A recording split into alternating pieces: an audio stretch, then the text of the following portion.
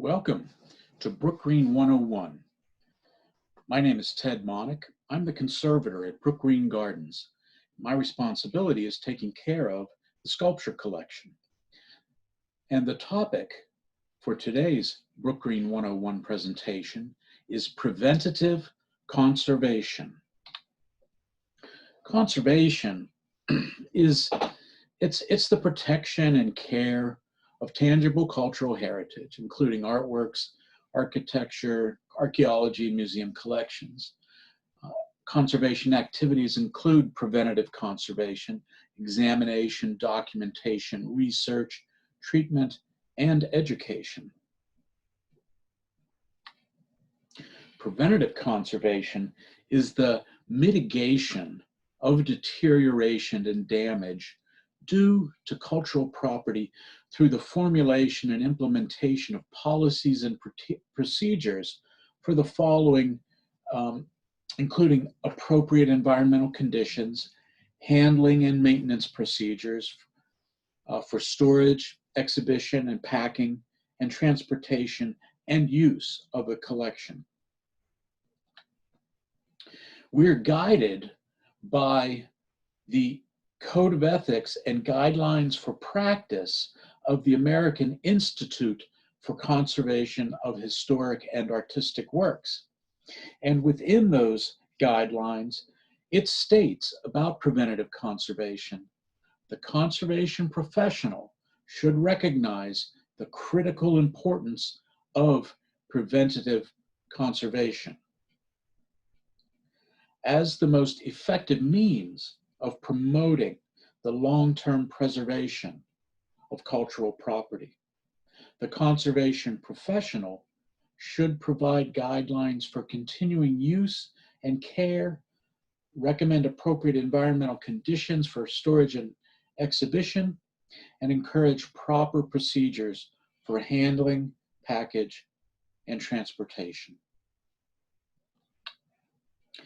So conservation at Brookgreen Gardens is a rather complex and large approach, as you might imagine, with such a large collection in such diverse and complex environments.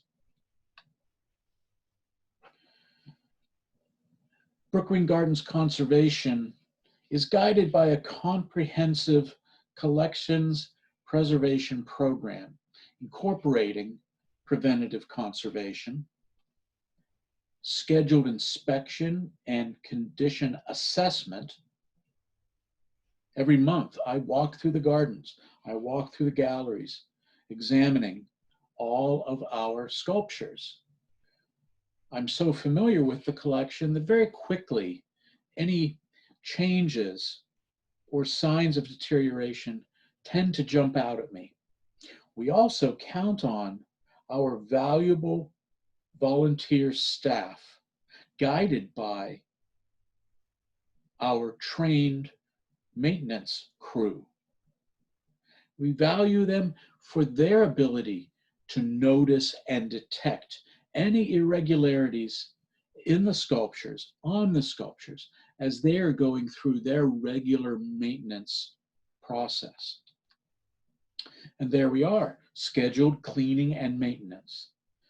These are necessary to this comprehensive collections preservation program. And on-site conservation and maintenance team, just as I mentioned. As well as then active conservation, restoration, and repair. And over the years, we've seen sculptures go off exhibit in the gardens that are put into our workshop areas that we can then carry out active conservation and restoration programs too, so that we can put them back into exhibition, whether it's in the gardens or in a gallery space. All of these metal and stone sculptures seem permanent. They're hard. They're made out of materials that are far more durable than you and I. And so we get the impression that they will last forever. However, they are not permanent. And all of their materials from which they are made seek to deteriorate into their natural states. Stone is worn away by the rain. Think about the Grand Canyon as an extreme example. It was worn away by wind and water, no differently than our own sculptures deteriorate in the presence of their natural environment. Our metal sculptures, bronze, aluminum, iron perhaps, these all also deteriorate into their natural state. Well, what is their natural state? Well, essentially dirt, soil, the ore from which the metal is refined. So for aluminum, it's aluminum oxide or bauxite. Bronze is an alloy of copper and tin. And its copper alloy itself returns to a copper ore state. Iron, we're all quite familiar with rust and how it deteriorates into these oxides. So we have aluminum oxide, copper oxide, iron oxide, these natural states that all of these seemingly permanent sculptures are deteriorating into. Our job is to slow down and seek to stop that deterioration from even beginning. That is the role of preventative conservation. So what are the sources of deterioration? Well, they are environmental.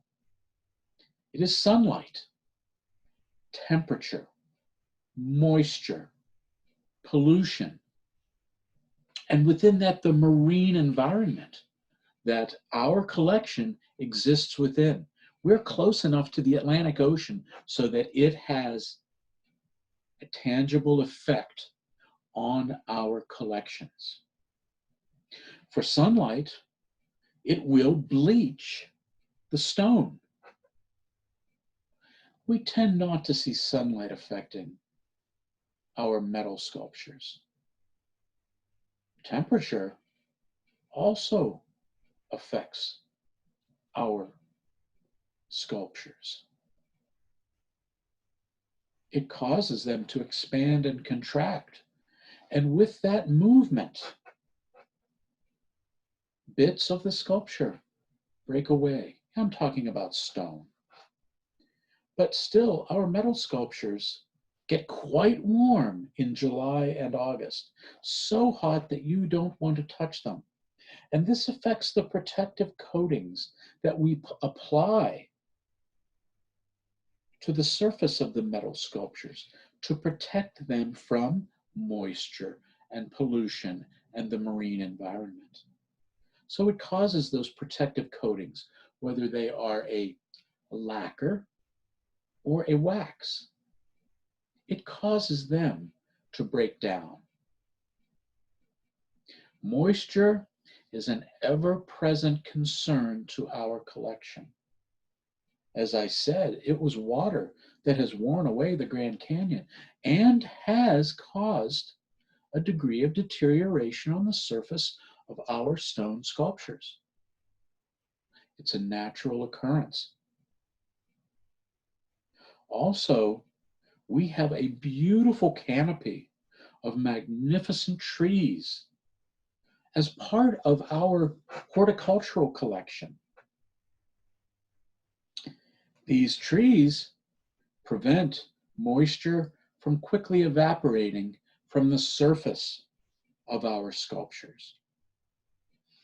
And as the moisture pools in cavities and on the surface, it too causes the protective coatings to deteriorate. Then the bare surface of our sculptures, let's say the bronze sculptures, is exposed to the moisture. This becomes the activator of oxidation, which in itself then can turn into corrosion. Just as we think about a piece of iron or steel corroding in exposure to moisture, the same thing happens to our aluminum and our bronze sculptures. That's why we coat them, to protect them from the moisture. Pollution plays a part in a few different ways. Number one, we are susceptible to acid rain, which forms from pollution going into the atmosphere upwind of us. It could be as far away as Mobile, Alabama, or Atlanta, Georgia, or even just Georgetown, South Carolina, with its paper mill and steel mill. The gases, the pollution from these industries mix with moisture in the environment, causing that environmental moisture in the form of rain and fog and snow, causing it to be more acidic. And this has an effect on our sculptures. It deteriorates the stone, and it causes the metals to oxidize. Also, this beautiful tree canopy and all of our surrounding lush shrubbery all tend to be acid-loving plants.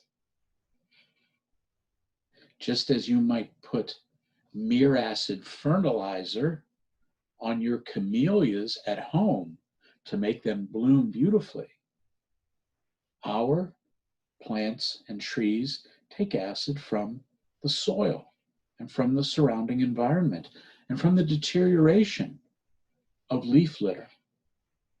But that in turn causes the runoff from these trees to also be slightly acidic, contributing to the oxidation and the deterioration of the sculptures that are exhibited under this beautiful tree canopy.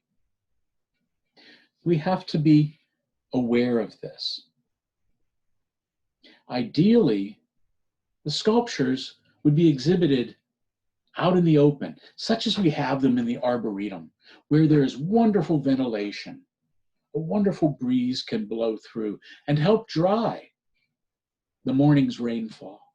The sun warms the sculptures.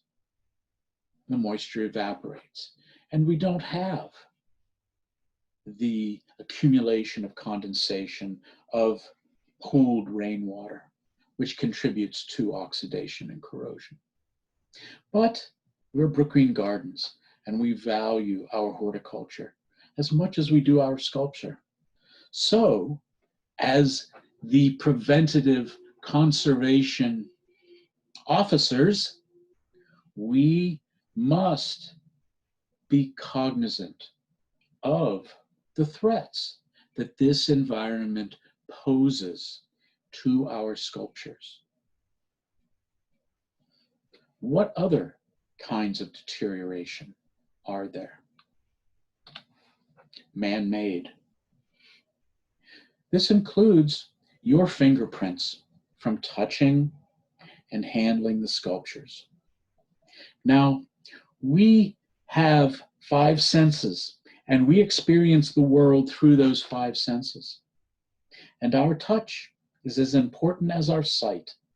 So we want to touch and feel the textures of these sculptures. But the problem with this is that When we're in the gardens on a hot July day and we're perspiring, all of the salts and oils in our skin are coming onto our fingers and palms. And as we place our hands upon the rich texture of the sculpture, we leave behind those salts and oils, which they themselves are acidic in nature. So just as the acid rain, our touch, which even sticks a little better to the sculptures because of the fatty acids in our skin, causes damage to the patina and the surface of our bronzes.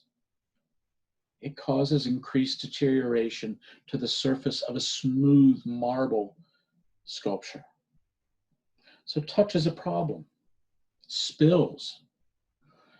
I often find areas of damage to a patina or a stain on a stone sculpture, or mottled areas of corrosion on a bronze.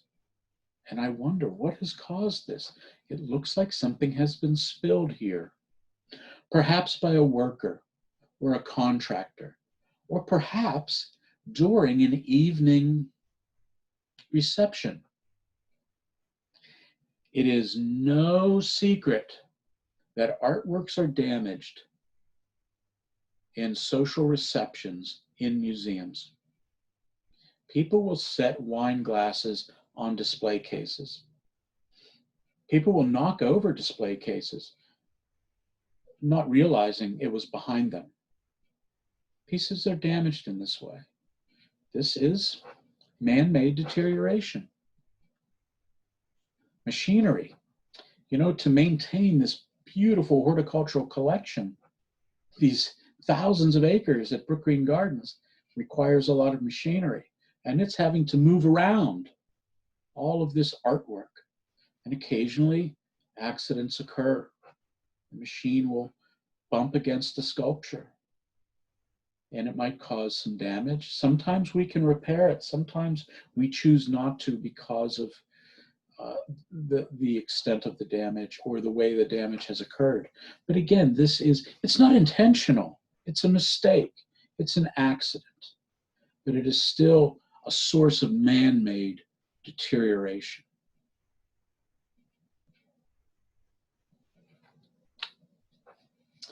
So, preventative conservation in action. What materials do we have to protect in our collection at Brookgreen Gardens? That's what we think about as a conservator.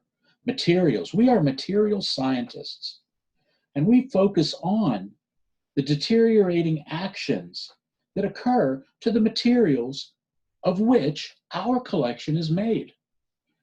So our collection includes sculptures made of stone and metal, and historic artifacts made of wood and a composite of wood and metal, but we also have paintings and prints in our collections.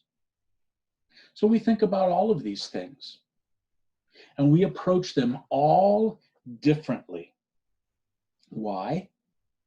Because they are made of different materials. We approach them from the perspective of the materials from which they are made. How does stone deteriorate? What are the causes of stone deterioration? What causes the different metals in our collection to deteriorate? And what are the signs of that deterioration? And how can we intervene in that deterioration? Or even better, the topic of this preservation, how can we prevent that deterioration through utilizing preventative conservation? The wood artifacts in our collection are both historic and archaeological. Some pieces we choose to store and exhibit in ways that will ensure their preservation due to their historic nature. Other archaeological pieces are beyond the scope of our ability to actively preserve them, such as the enormous cypress log that was taken out of the rice field and is now exhibited along the drive. This is a monstrous piece. There are archaeological conservation methods that could preserve this, but we need to make some serious determinations. We have to ask ourselves, where do we place our resources? Because, like so many cultural institutions, our resources are limited. That's the importance of preventative conservation. If we can prevent deterioration, we will effectively manage our resources as well as preserve our collections. And we also have pieces made of composite wood and metal. Think about a wagon wheel with its steel tire, its iron tire, and wood spokes and hub. It's a composite piece. All of these are within the collection of Brookgreen Gardens. So we have to consider these materials and how to prevent their deterioration. For stone, these pieces are affected by sunlight. As I said, the ultraviolet radiation in sunlight can actually bleach stone. Temperature and the result of expansion and contraction can cause stone to fracture or delaminate, so the surface of it breaking away. If that stone has absorbed a lot of moisture and then the stone sculpture is exposed to sub-freezing temperatures, the moisture in that stone will freeze and expand as ice, causing the stone to fracture. We have to bear this in mind in our approach to a preventative conservation, ensuring that the stone sculptures are either prevented from exposure to this moisture, or they are permitted good ventilation, allowing that moisture to evaporate. Pollution in the form of acid rain causes the stone to dissolve.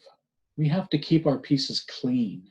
Also, plant life will climb upon our stone sculptures with tendrils which have suckers that release an acidic solution so that the plant can grip on to that stone.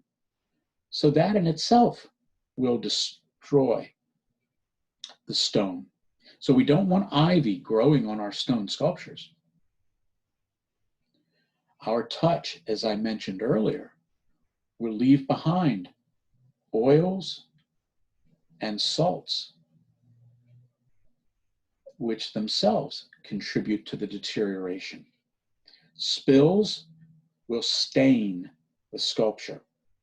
We try to remove those stains with poultices, but it's not always easy. And thus, the aesthetic quality of the sculpture is diminished. And again, machinery can pose a threat to stone sculptures and easily chip away or fracture a piece. And even moving a stone sculpture presents a threat to safety of that piece. So we take tremendous care in how we wrap and secure a stone sculpture before we even begin to think about moving it. The metal pieces in our collection, The sculptures made of aluminum, bronze, these are susceptible to moisture, as I mentioned earlier. The moisture causes an electrolytic action within the metal of the sculpture. And some aspect of the sculpture, the metal, will deteriorate within that electrolytic action. That's the oxidation process, which then is converted into a corrosive process, which is destructive. We lose portions of the sculpture. In bronze, this is called bronze disease. Again, our fingerprints contribute in the same way. It raises the acidity at those touch locations. And I can actually show you bronze sculptures in our collection where there is a handprint, where someone touched it, placed a sweaty hand onto the beautiful brown patina, chemical coloration placed there by the artist. And that sweaty handprint caused that chemical patina to wash off.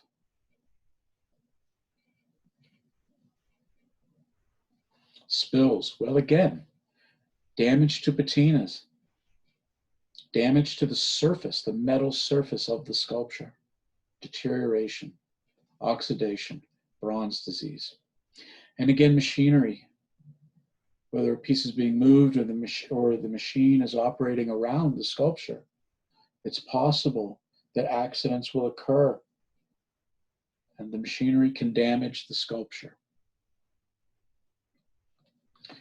For the wood pieces in our collection, whether they are archaeologic or historic, they are affected by sunlight. Sunlight will bleach wood.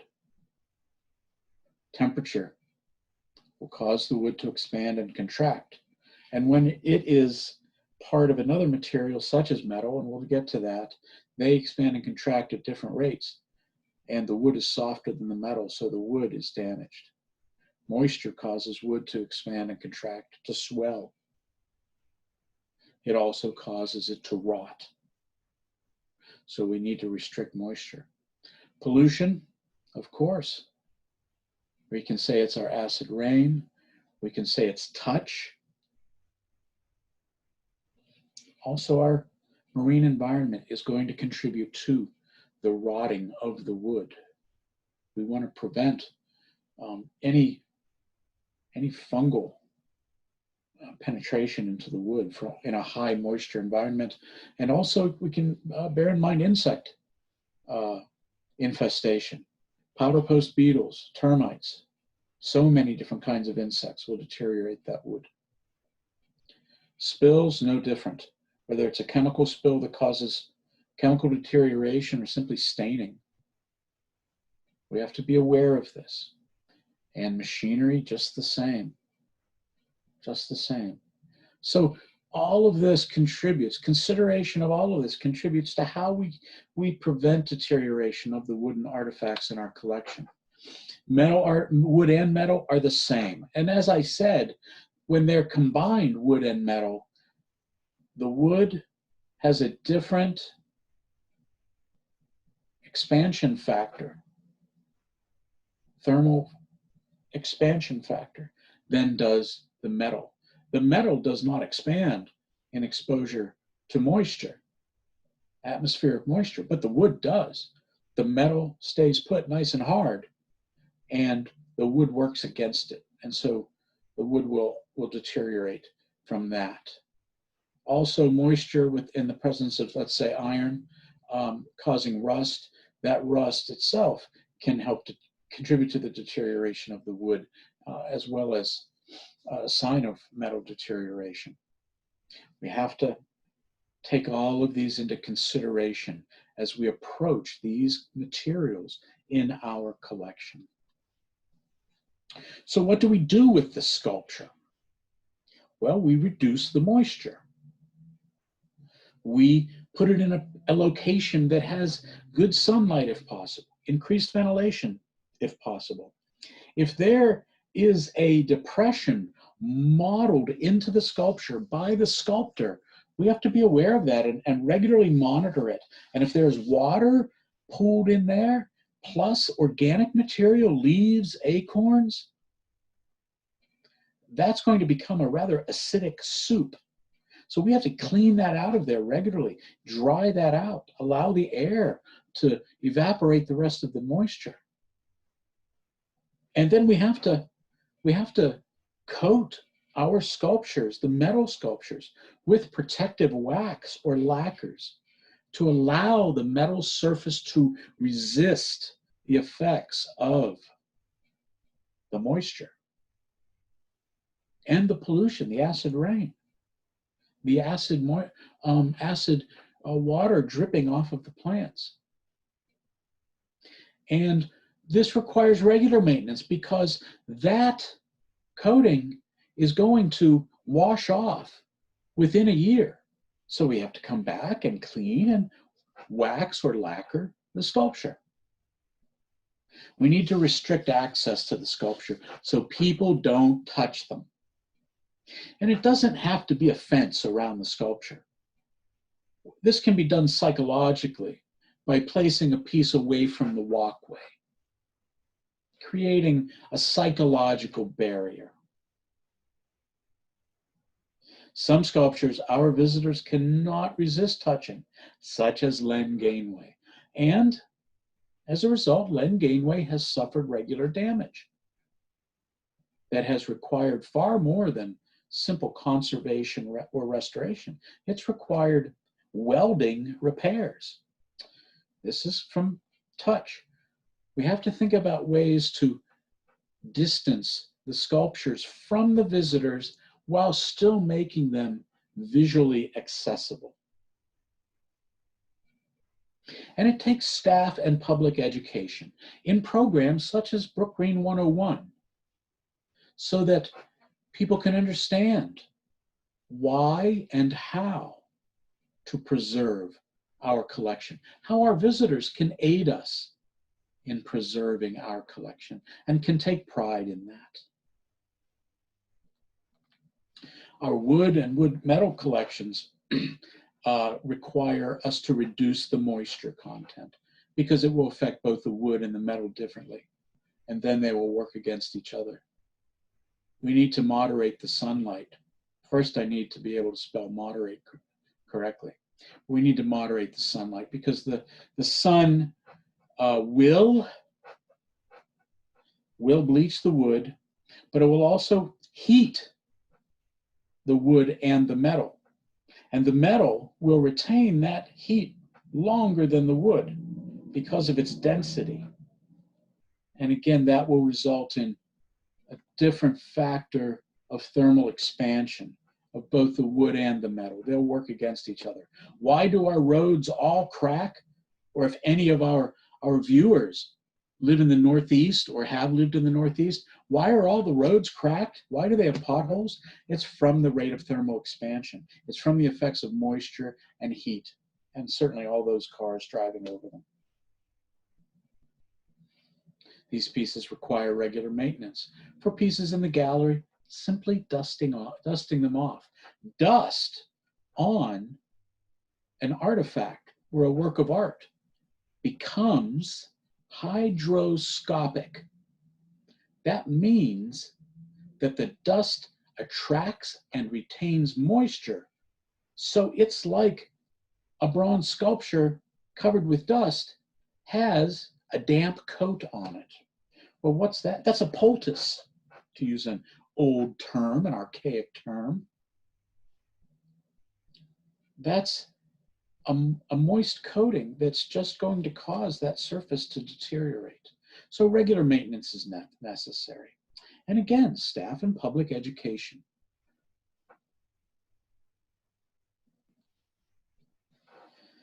So we have gallery spaces and we have the gardens, interior versus exterior display. For interior gallery spaces, the general rule in museum practices is that we keep our galleries at around 70 degrees temperature, 70 degrees Fahrenheit. And this can be plus or minus 2 degrees. We try to keep the relative humidity of the gallery at 50%, plus or minus 2%.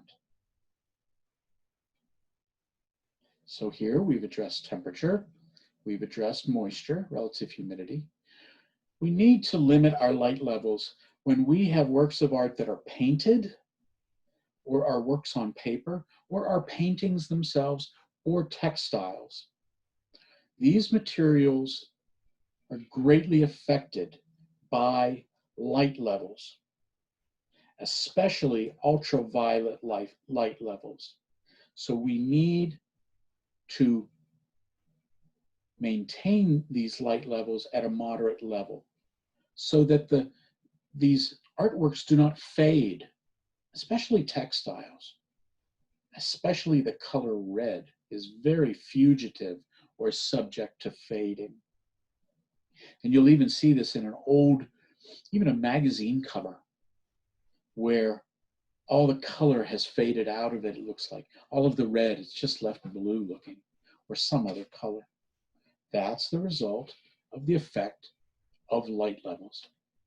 Where do we find the most ultraviolet light levels? Well, in very bright incandescent lights, in most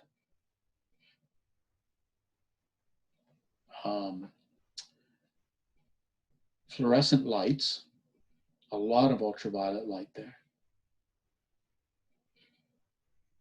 as well as halogen lights, bright light levels. We need to reduce the light levels. That's why when you go into a museum painting gallery, it will be a little bit darker in there, a little more dim, to protect the works of art.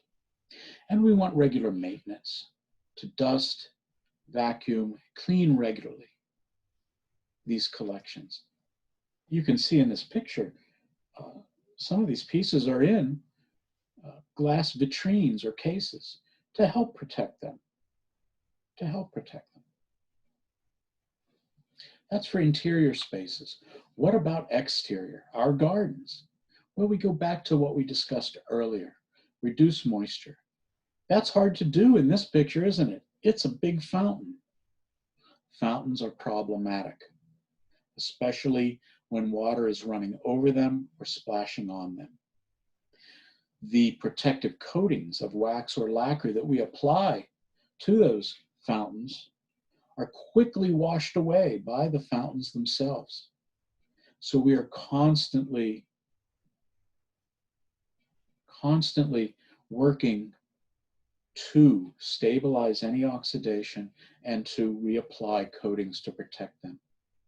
But it is simply a fact of nature, of chemistry, of science, that this water is going to have a deteriorating effect on the sculpture. But this is how the sculptor designed it. And what comes paramount in our conservation approach to sculpture preservation is the artist's intent. The artist's intent. What did the artist intend? He intended for this fountain to operate in this way. So we have to go the extra mile to ensure that the fountain is preserved. We want to increase sunlight. Now, with this sculpture, the Fountain of the Muses, it is wonderfully open to the sun, so its surfaces can dry quickly. Increased ventilation. We want the breeze to be able to blow over the sculpture to help aid in drying any moisture. That also helps to prevent insects from building nests on the piece, but it's something we have to contend with also. And regular maintenance, that's how we contend with these insect nests and just bird droppings. We have to clean them off. They're acidic. They will harm the sculpture. But it's part of our work as the conservation staff. We need to restrict access, so that people can't touch it. Keep the fingerprints off. We don't want people climbing the sculptures. It's not healthy for them, it's not healthy for the sculpture. And staff and public education. so that everyone can buy into the preservation of our collection. What about at home? Preventative conservation at home, our own home collections. Typically, they include paintings and prints, perhaps sculpture, and that might be an original sculpture or a reproduction. It doesn't matter. If you love it, you love it. Ceramics. They don't have to be historic. They can be contemporary works by contemporary ceramic artists that you eat your dinner off of. That's fine. But we still love them and cherish them. We want to protect them. Furniture, textiles, books. These are all things that we cherish and love at home. So just like in the gallery, we could think of our home as a gallery. And I realize that we can't always have as rigid an environment in our home as we do in a gallery. It might simply be cost prohibitive, but we want to bear in mind ways to prevent or mitigate deterioration to our collections at home. We want to moderate light levels for our paintings and our textiles, our prints. You don't want the sunlight streaming through a window, which is glorious, but you don't want a textile hanging on that opposite wall. The sun will very quickly cause those dyes to fade. And likewise with a painting.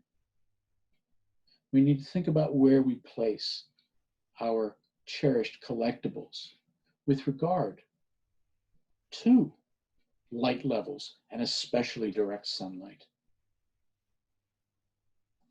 We want to keep our temperatures reasonable. Not too hot, not too cold, and not too many swings going from hot to cold. You know, I'm kind of guilty of that at home. I like it cold when I sleep, so I turn the temperature down 4 degrees at night. I still fall within that 65 to 75 degree range. The relative humidity can be mitigated by our home air conditioning. But think about that. If we open up our windows and it's a humid day, a hot, humid day, how is that going to affect our collectibles? Bear it in mind. Just bear it in mind. Handle pieces with clean, dry hands. Remember what I said about having sweaty hands. Those fatty acids in our fingerprints, in our palm prints, will harm our collectibles. And we want to keep our pieces dry, dust regularly, vacuum regularly. Because as I said, that dust, if it forms on pieces, it becomes hygroscopic, and that attracts moisture to it, and that causes damage. Yeah. So, preventative conservation facilitates the preservation of our collections by preventing deterioration from occurring. I appreciate your attention in watching this presentation, and I hope to see you in the gardens at Brookgreen Gardens. Have a wonderful day.